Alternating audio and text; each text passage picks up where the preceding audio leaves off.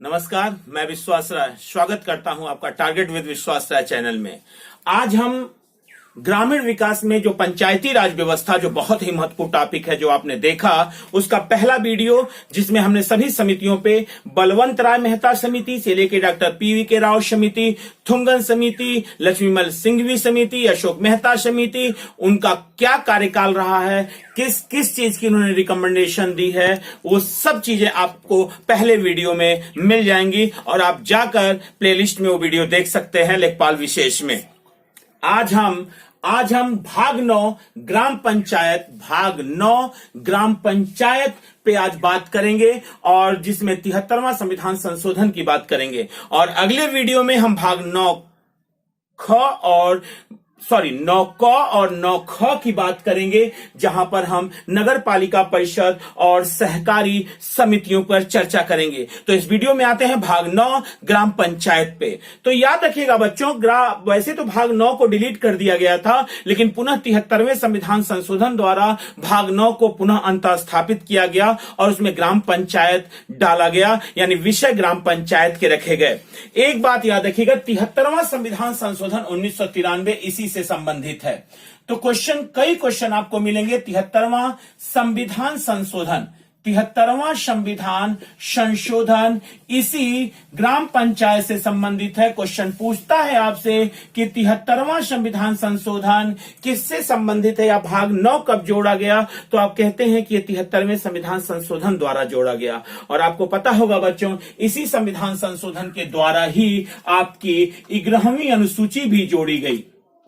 भारतीय संविधान की 11वीं अनुसूची भी जोड़ी गई और वो भी ग्राम पंचायत से संबंधित है।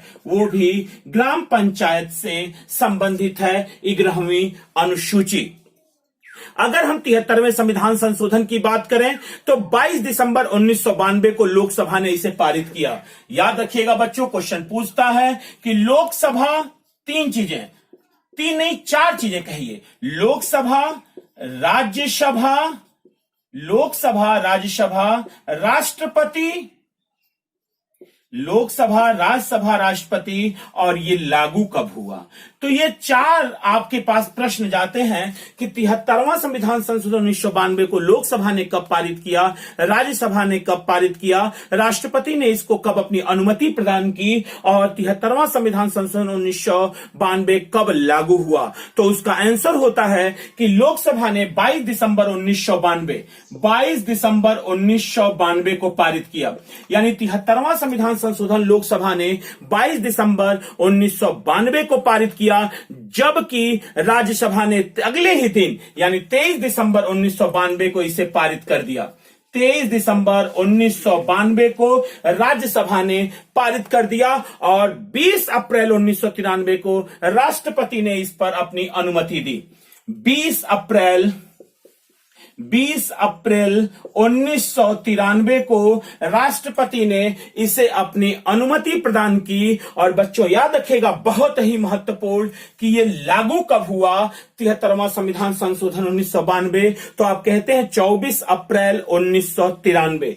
24 अप्रैल 1993 बहुत ही महत्वपूर्ण डेट है बच्चों, और कई बार क्वेश्चन पूछा है। यही मूल कारण होता है कि जो 24 अप्रैल है इसे हम पंचायत दिवस के रूप में मनाते हैं। और आपसे क्वेश्चन पूछ सकता है कि पंचायत दिवस कब मनाया जाता है। तो बच्चों याद रखिएगा कि पंचायत दिवस जो होता है वो 24 अप्रैल को पंचायत दिवस के रूप में मनाते हैं, क्योंकि इसी दिन 73वां संविधान संशोधन 1993 को इंप्लीमेंट किया गया, लागू किया गया और साथ ही भाग 9 आ गया भारतीय संविधान में और 11वीं अनुसूची ने भी अपना स्थान ग्रहण कर लिया। अगर आपसे सुन लेना बच्चों, बहुत ही महत्वपूर्ण क्वेश्चन है, यकीन मानिएगा कि इस वीडियो पे बने रहिए, इस चैनल के साथ बने रहिए, एक भी प्रश्न बाहर नहीं जाने देंगे हम। अगर आपसे क्वेश्चन पूछता है पंचायती राज व्यवस्था का शुभारंभ,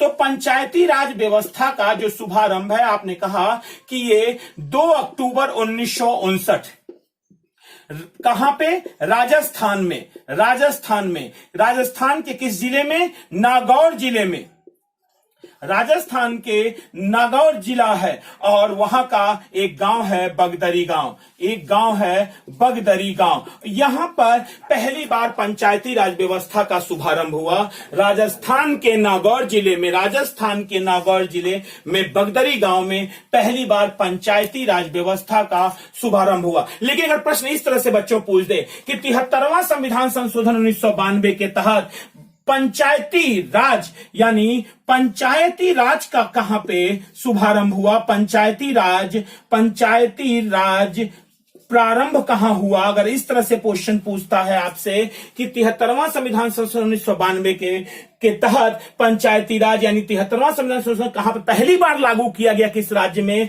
तो बच्चों याद रखिएगा इस प्रश्न का उत्तर आपका हो जाता है मध्य प्रदेश। यानी आप एकदम कंफ्यूज नहीं होंगे इस चीज को लेके कि अगर कहता है सर्वप्रथम, अगर आपसे कहता है सर्वप्रथम पंचायती राज व्यवस्था का शुभारंभ कहां हुआ, सर्वप्रथम पंचायती राज व्यवस्था, तो आप कहते हैं कि 2 अक्टूबर 1959 को राजस्थान के नागौर जिला के बगदरी गांव में। लेकिन अगर आपसे पूछता है 73वें संविधान संशोधन 1992 के लागू होने पर सबसे पहले किस राज्य ने इसे अपनाया, किस राज्य ने इसे संवैधानिक मान्यता प्रदान की, तब आपका आंसर हो जाता है कि पंचायती राज के तहत संवैधानिक मान्यता प्रदान करने वाला पहला राज्य जो है वो है मध्य प्रदेश। तो गलत नहीं करना है, उस विकल्प में राजस्थान भी होगा, उस विकल्प में मध्य प्रदेश भी होगा। जब आपको संवैधानिक मान्यता की बात कहे, 73वां संविधान संशोधन 1992 की बात करे, तो आपका आंसर सदैव मध्य प्रदेश होता है। और जब केवल पंचायती राज व्यवस्था के शुभारंभ की बात करे, तब आपका आंसर राजस्थान के नागौर जिला का बगदरी गांव होता है, 2 अक्टूबर 1959। और बच्चों याद रखिएगा कि ये डेट तो मत भूलिएगा कि 2 अक्टूबर 1952, 2 अक्टूबर 1952। और ये पूछे जाने की संभावना ऐसे प्रश्न पत्रों में बहुत ज्यादा हो जाती है। सामुदायिक विकास कार्यक्रम जिसके अधीन सब आ रहे हैं, यानी इसका मतलब 2 अक्टूबर 1952 सामुदायिक विकास कार्यक्रम पंडित जवाहरलाल नेहरू द्वारा, सामुदायिक विकास कार्यक्रम, और इसी के तहत ये सारी चीजें प्रारंभ हो रही हैं, सामुदायिक विकास कार्यक्रम। तो ये चीज तो एकदम ना भूलेंगे आप कि वो डेट है 2 अक्टूबर 1952 की। आप इस चीज को नहीं भूलने वाले हैं, नहीं भूलने वाले हैं, नहीं भूलने वाले हैं। बढ़िया, अब आते हैं टॉपिक। अगर चाहे तो आप इसका स्क्रीनशॉट ले सकते हैं ताकि हम चेंज करें सारी चीजें।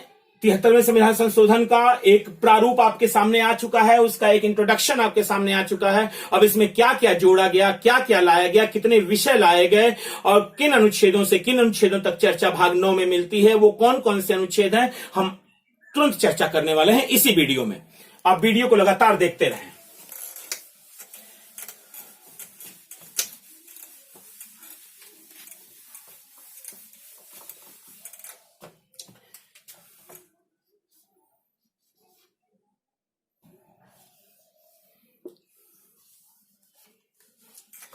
तिहत्तरवां संविधान संशोधन 1992।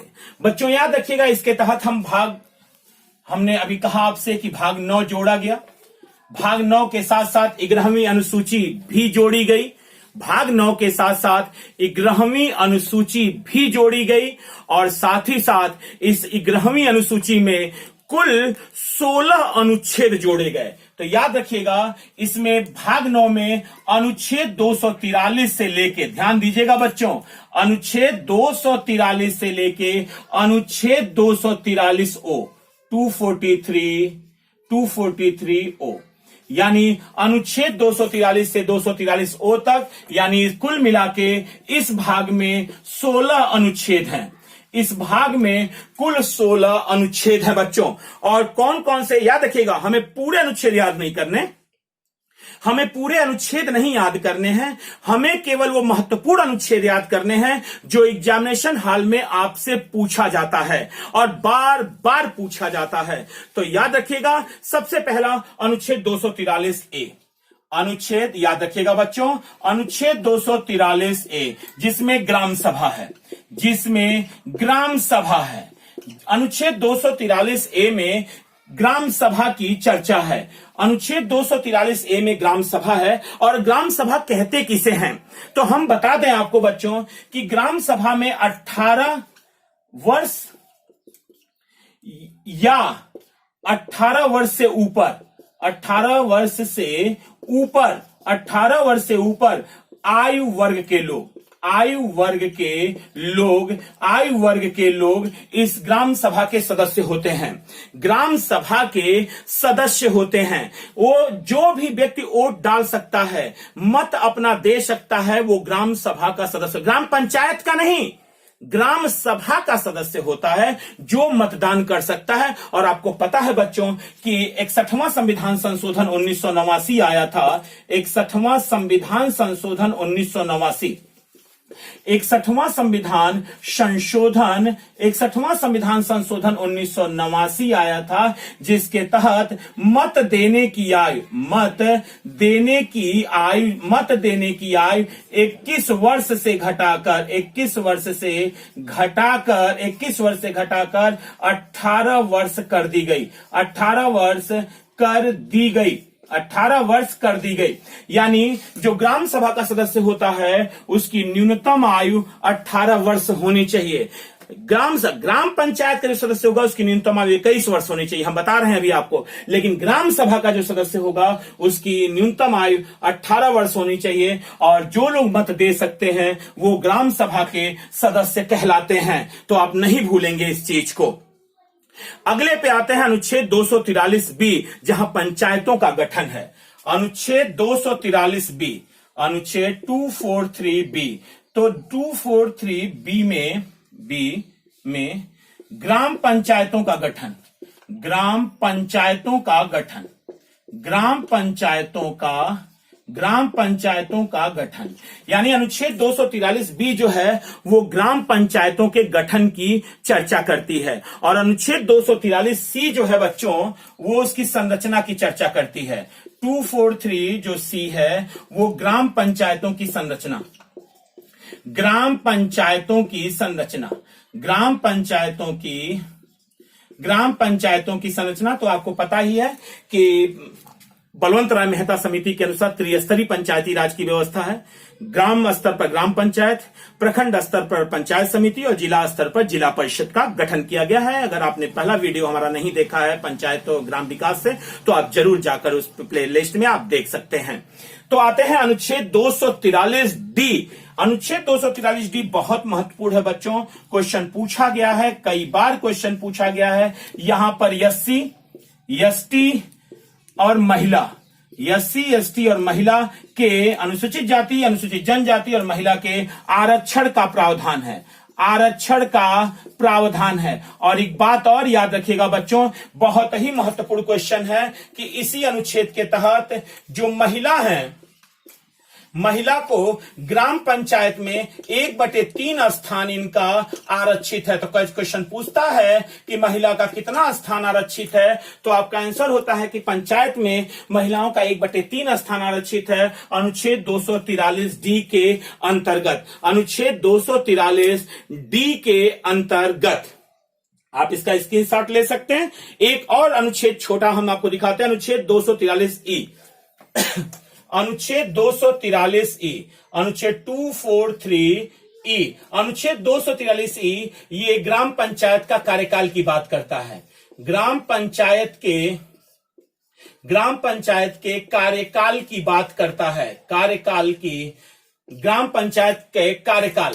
तो ग्राम पंचायत का कार्यकाल आपको पता है बच्चों कि ग्राम पंचायत का जो कार्यकाल होता है वो 5 वर्ष होता है।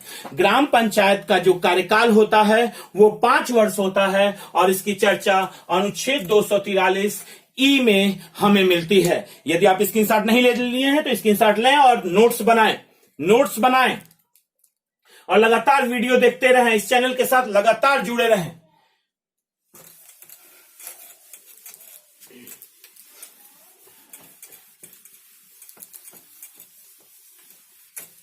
साथ ही अनुच्छेद 243 ई के बाद अनुच्छेद 243 एफ, जहां सदस्य के लिए योग्यता है। अनुच्छेद 243 एफ, अनुच्छेद 243 एफ, सदस्यों के लिए योग्यता, सदस्य के लिए योग्यता, यानी ग्राम पंचायत के सदस्य के लिए योग्यता। तो ग्राम पंचायत आप यहां लिख लें, ग्राम पंचायत सदस्य के लिए योग्यता। और आपको हम बता दें कि इनकी न्यूनतम आयु कई बार पूछा हुआ है कि इनकी न्यूनतम आयु कितनी होनी चाहिए, तो इनकी न्यूनतम आयु 21 वर्ष होनी चाहिए। यदि ग्राम पंचायत का सदस्य बनने की न्यूनतम आयु, याद रखिएगा बच्चों, 21 वर्ष होनी चाहिए। महत्वपूर्ण अनुच्छेद कई बार पूछा, 243 आई, 243 आई, अनुच्छेद 243 आई, अनुच्छेद 243 आई बहुत ही महत्वपूर्ण अनुच्छेद है बच्चों। जिस तरीके से अनुच्छेद 280 जो संघ का है, वित्त आयोग का गठन करता है, जो केंद्र और राज्यों के बीच राजस्व का बंटवारा करता है, वैसे ही भाग 9 में राज्य वित्त आयोग के गठन की भी चर्चा है, जो कि अनुच्छेद 243 आई है, जो राज्य और स्थानीय निकायों के बीच वित्त का आदान प्रदान या वित्त के बंटवारे की व्यवस्था करता है। अनुच्छेद 243 आई, राज्य वित्त आयोग, राज्य वित्त आयोग, राज्य वित्त आयोग, इसे आज ही आप याद कर लेंगे, अनुच्छेद 243 आई। और चुनाव जो कराता है, एक बात याद रखिएगा बच्चों, जो भारत का निर्वाचन आयोग है वो स्थानीय निकायों को छोड़कर बाकी सभी का चुनाव कराता है, चाहे वो राज्य विधानमंडल का चुनाव हो, चाहे वो लोकसभा राज्यसभा का चुनाव हो, चाहे राष्ट्रपति उपराष्ट्रपति का चुनाव हो, सभी चुनाव इंप्लीमेंट भारत का निर्वाचन आयोग कराता है। एक को छोड़कर वो है स्थानीय निकाय, यानी पंचायत और नगर पालिका परिषद, इनके जो निर्वाचन आयोग है उसे हम राज्य निर्वाचन आयोग कहते हैं, और अनुच्छेद 243 के अंतर्गत आता है, जो इनका निर्वाचन कराता है। अनुच्छेद 243 के राज्य निर्वाचन आयोग, राज्य निर्वाचन आयोग, राज्य निर्वाचन आयोग, राज्य निर्वाचन आयोग, अनुच्छेद 243 के, और ये राज्य निर्वाचन आयोग करता है, जो कि ग्राम पंचायत, नगर पालिका परिषद, या यूं कहें कि स्थानीय लोकल गवर्नमेंट का चुनाव करवाता है, लोकल गवर्नमेंट का चुनाव करवाता है। आते हैं अगले टॉपिक पे, इसे आप स्क्रीनशॉट ले सकते हैं यदि आपने नोट नहीं किया है तो। आते हैं अगले टॉपिक पे, अगले टॉपिक पे आते हैं। याद रखिएगा बच्चों, इस 73वें संविधान संशोधन 1992 के तहत इस 11वीं अनुसूची में कुल 29 विषय दिए गए। एक बात याद रखिएगा, 29 विषय। कई बार क्वेश्चन आपसे पूछेगा कि इस भाग में या इस अनुसूची में, क्योंकि जो भाग 9 है वही ग्राम पंचायत है, जो 11वीं अनुसूची है वो भी ग्राम पंचायत है। 11वीं अनुसूची में कुल 29 विषय दिए गए हैं, और क्वेश्चन आपसे पूछता है निम्नलिखित में से कौन सा विषय नहीं दिया गया है, तो हमें 29 याद नहीं करना है। याद रखिएगा, हमें विद्वान नहीं बनना, पीएचडी नहीं करना है, हमें ऐसे काम करने हैं जिससे हम आसानी के साथ 4 विकल्पों में से एक विकल्प हम चुन सकें। तो आइए कार्य करते हैं। महत्वपूर्ण जो विषय हैं उनको एक जगह हम इकट्ठा करते हैं। तो पहला आपका है कृषि एवं कृषि विस्तार। पहला विषय आपका है कृषि एवं कृषि विस्तार। कृषि एवं, याद रखिएगा यहां पे कृषि एवं कृषि विस्तार, यह हमारा पहला, जो 29 विषयों में से पहला विषय है। दूसरा है भूमि विकास, दूसरा है भूमि विकास, भूमि विकास। तीसरा है लघु सिंचाई, लघु सिंचाई।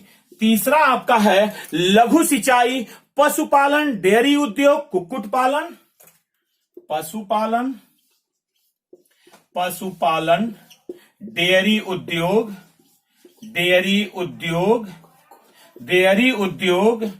कुक्कुट पालन, डेयरी उद्योग, कुक्कुट पालन, डेयरी उद्योग, कुक्कुट पालन। अगला जो आप आने वाले हैं मत्स्य उद्योग, लघु वन उपज, मत्स्य उद्योग, लघु वन उपज, लघु वन उपज। साथ ही साथ आप खादी ग्रामोद्योग एवं कुटीर उद्योग, खादी ग्राम उद्योग एवं कुटीर उद्योग, खादी ग्राम उद्योग एवं कुटीर उद्योग, खादी ग्राम उद्योग एवं कुटीर उद्योग। ग्रामीण आवास,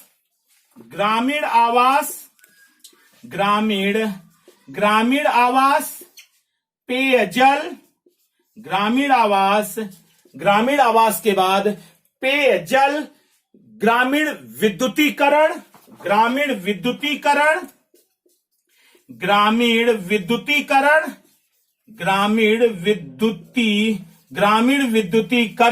ग्रामीण विद्युतीकरण, गरीबी उन्मूलन कार्यक्रम, गरीबी उन्मूलन कार्यक्रम, गरीबी उन्मूलन कार्यक्रम, गरीबी उन्मूलन कार्यक्रम, शिक्षा याद रखिएगा। अगर आप सूची के अंतर्गत बांटेंगे तो शिक्षा को समवर्ती सूची में हम रखेंगे, क्योंकि शिक्षा पहले राज्य सूची का विषय था। 42वें संविधान संशोधन 1976 के तहत इसे राज्य सूची से हटाकर समवर्ती सूची में रखा गया। प्रौढ़ एवं अनौपचारिक शिक्षा, प्रौढ़ एवं अनौपचारिक शिक्षा, प्रौढ़ एवं अनौपचारिक शिक्षा। इसके साथ ही बाजार एवं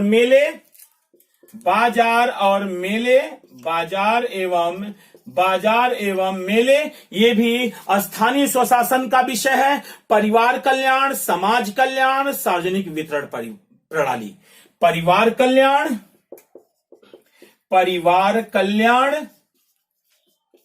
समाज कल्याण और सबसे महत्वपूर्ण सार्वजनिक वितरण प्रणाली। सार्वजनिक पीडीएस जो होता है, सार्वजनिक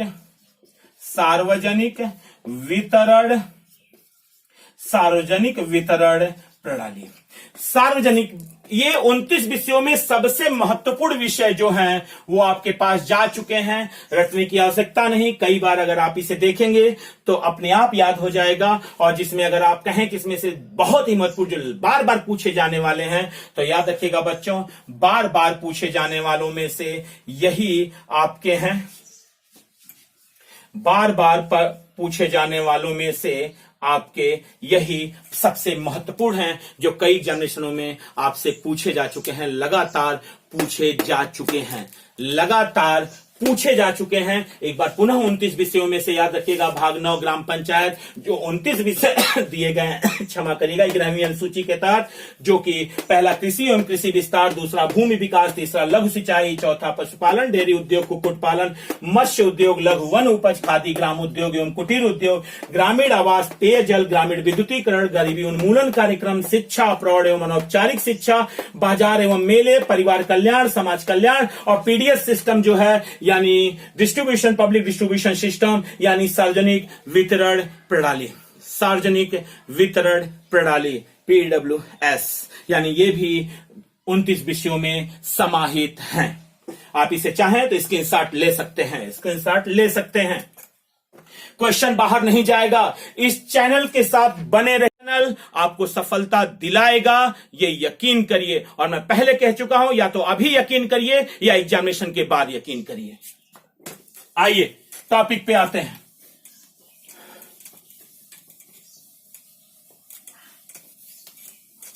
अब हम ये देखने वाले हैं कि बहुत सारे ऐसे राज्य हैं बच्चों, कई बार क्वेश्चन यहां से भी उठाया है कि कहां कहां पर एक स्तरीय है, कहां पर 2 स्तरीय है, कहां पर त्रिस्तरीय है, कहां पर 4 स्तरीय है और कहां पर पंचायती राज व्यवस्था लागू ही नहीं है। किन राज्यों में क्या टर्म है, उस पर एक चर्चा कर लें, ग्राफ बना लें, ताकि हमें बड़ी आसानी हो इनको क्वेश्चनों को समझने में और करने में। तो हम एक ग्राफ बनाएंगे जिसमें हम अपील करेंगे कि आप इसको नोट जरूर करेंगे, बहुत बहुत बहुत महत्वपूर्ण ये है। तो विभिन्न राज्यों की पंचायती राज संस्थाओं पे हम आते हैं। विभिन्न राज्यों की पंचायती राज संस्थाएं,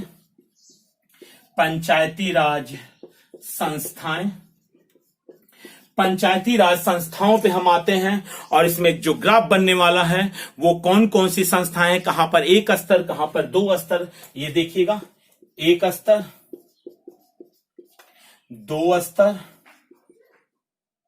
2 स्तर, 3 स्तर और 4 स्तर। तो बच्चों याद रखिएगा, किन किन राज्यों में 1 स्तरीय है, किन किन राज्यों में 2 स्तरीय है, किन किन राज्यों में 3 स्तरीय है और किन किन राज्यों में 4 स्तरीय है। तो हम यहां पे एक छोटा सा ग्राफ आपके लिए चाहेंगे ताकि आपको समझने में आसानी हो, समझने में आसानी हो।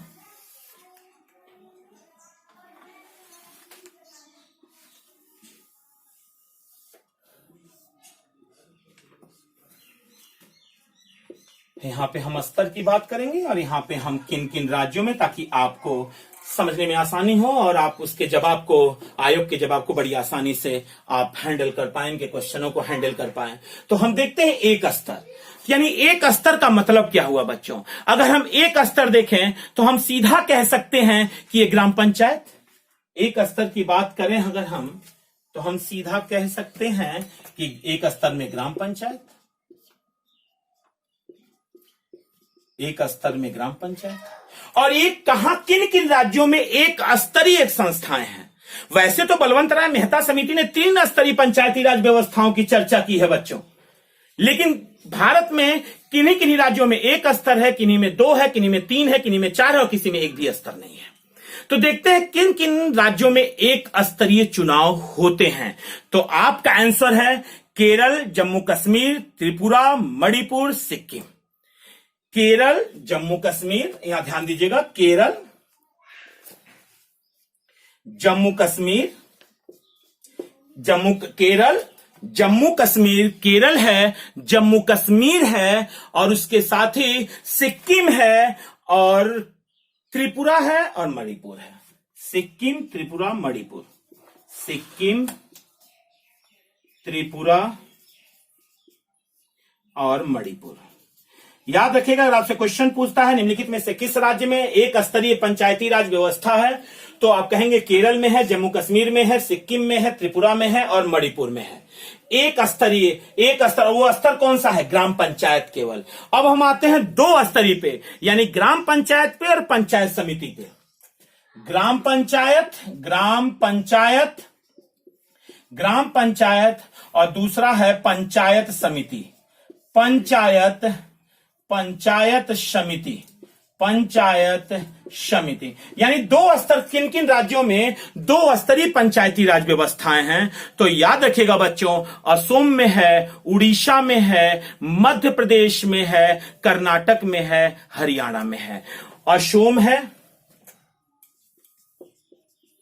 असम, उड़ीसा, जिसको आप ओडिशा आप कह रहे हैं, ओडिशा, असम है, ओडिशा है, मध्य प्रदेश है, कर्नाटक है, हरियाणा है। मध्य प्रदेश, कर्नाटक और हरियाणा, बहुत ही महत्वपूर्ण क्वेश्चन। यानी ये इन राज्यों में 2 स्तरीय पंचायती राज व्यवस्थाएं हैं। पहला स्तर ग्राम पंचायत पे है और दूसरा स्तर पंचायत समिति पे है। अब हम आते हैं त्रिस्तरीय पंचायती राज व्यवस्था। आपको पता है यही बलवंत राय मेहता समिति है। ग्राम पंचायत, ग्राम स्तर पर ग्राम पंचायत, आप ही ने कहा है, ग्राम स्तर पर ग्राम पंचायत, प्रखंड स्तर पर पंचायत समिति, प्रखंड स्तर पर पंचायत समिति और जिला स्तर पर जिला परिषद। बहुत महत्वपूर्ण ग्राफ आपके पास जा रहा है। यानी 3 स्तरीय पंचायती राज व्यवस्था किन राज्यों में स्थापित हैं? तो सबसे पहले तो उत्तर प्रदेश को ले लीजिए। उत्तर प्रदेश है, बिहार है, महाराष्ट्र है, आंध्र प्रदेश है, हिमाचल प्रदेश है, पंजाब है, गुजरात है, तमिलनाडु है, राजस्थान है।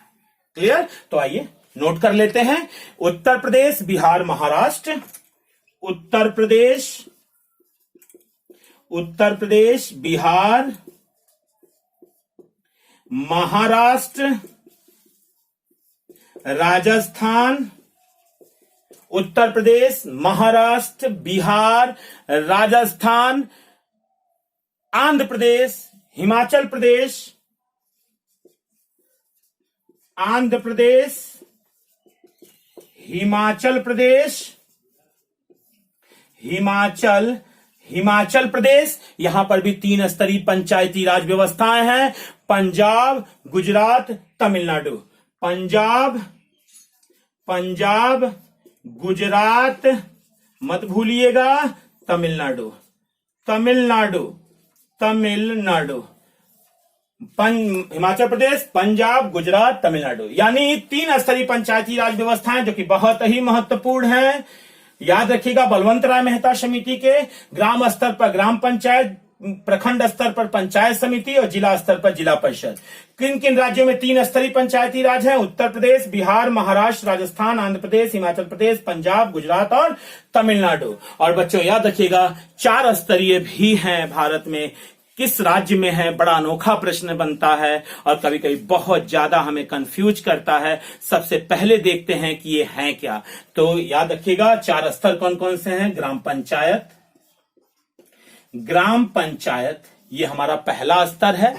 अंचल पंचायत, अंचलिक परिषद, अंचल पंचायत, अंचल पंचायत, आंचलिक परिषद, आंचलिक परिषद, आंचलिक परिषद और दूसरा जिला परिषद।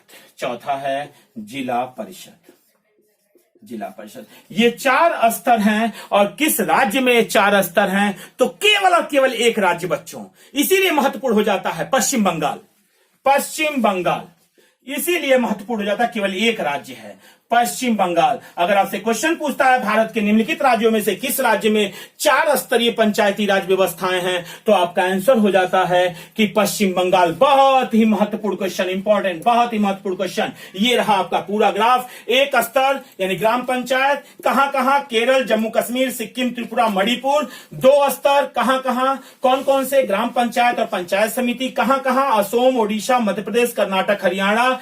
3 स्तर कौन कौन से? ग्राम पंचायत, पंचायत समिति, जिला परिषद कहां कहां? उत्तर प्रदेश, बिहार, महाराष्ट्र, राजस्थान, आंध्र प्रदेश, हिमाचल प्रदेश, पंजाब, गुजरात, तमिलनाडु। 4 स्तर कौन कौन से? ग्राम पंचायत, अंचल परिषद, आंचलिक परिषद और जिला परिषद कहां? केवल एक ही राज्य में, और वो राज्य का नाम है पश्चिम बंगाल। उस राज्य का नाम है पश्चिम बंगाल। और एक चीज और हम आपको बताना चाहेंगे बच्चों, इसे स्क्रीनशॉट लीजिए और जल्दी लीजिए। किन राज्यों में पंचायत संस्थाएं गठित नहीं है? बहुत ही महत्वपूर्ण क्वेश्चन हो जाता है कि किन राज्यों में पंचायती राज व्यवस्था इंप्लीमेंट में नहीं है। तो नाम नागालैंड है, मेघालय है, मिजोरम है।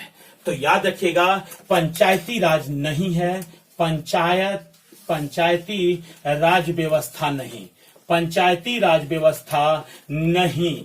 तो पंचायती राज व्यवस्था अगर आपसे पूछता है कहां कहां नहीं है, तो आपका आंसर सटीक होता है नागालैंड में नहीं है, मेघालय में नहीं है और मिजोरम में नहीं है। नागालैंड, मेघालय, नागालैंड, मेघालय और अगला है मिजोरम।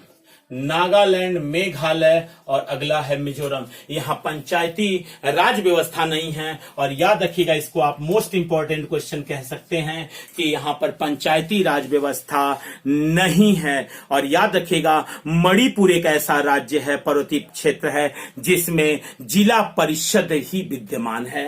जिला परिषद ही केवल विद्यमान है, यानी मणिपुर में केवल जिला परिषद विद्यमान है। मणिपुर पर्वतीय क्षेत्र के लिए जिला परिषद, मणिपुर पर्वतीय क्षेत्र के लिए याद रखिएगा, मणिपुर पर्वतीय क्षेत्र के लिए, मणिपुर पर्वतीय क्षेत्र के लिए यहां पर नाम लिया जाता है जिला परिषद का। जिला परिषद का नाम लिया जाता है, जिला परिषद का केवल नाम लिया जाता है, बाकी किसी का नाम नहीं लिया जाता। और एक बात और याद रखिएगा, अल्पसंख्यकों को आरक्षण की व्यवस्था इस पंचायती राज में केवल आंध्र प्रदेश ने दी है। अगर हम कहें अल्पसंख्यकों को आरक्षण, अल्पसंख्यकों को आरक्षण, अल्पसंख्यकों को आरक्षण, अल्पसंख्यकों को आरक्षण, अल्पसंख्यकों को आरक्षण, तो आप कहेंगे आंध्र प्रदेश। केवल एकमात्र ऐसा राज्य आंध्र प्रदेश जिसने पंचायती राज व्यवस्था में अल्पसंख्यकों को भी आरक्षण प्रदान किया है, अल्पसंख्यकों को भी आरक्षण प्रदान किया है। ये रही आपकी पूरी चर्चा पंचायती राज व्यवस्था के तहत, पंचायती राज व्यवस्था के तहत और 73वां संविधान संशोधन 1992 के तहत भाग 9 पंचायत यानी ग्राम पंचायत, जिसके तहत 11वीं अनुसूची जोड़ी गई। अब अगले वीडियो में हम 74वें संविधान संशोधन के तहत भाग 9 क की चर्चा करेंगे, जहां पर हम स्थानीय स्वशासन यानी नगर पालिका परिषद की चर्चा करेंगे। याद रखिएगा कि ग्रामीण विकास में बहुत ही महत्वपूर्ण पंचायती राज व्यवस्थाएं होंगी और 100% यहां से क्वेश्चन आपको कवर करने ही होंगे। आप इसका नोट्स बनाते चाहें, ये चैनल आपके हमेशा आपके साथ है। और आज के लिए केवल इतना ही, अगले वीडियो में बहुत जल्द मिलेंगे, तब तक के लिए बहुत बहुत धन्यवाद।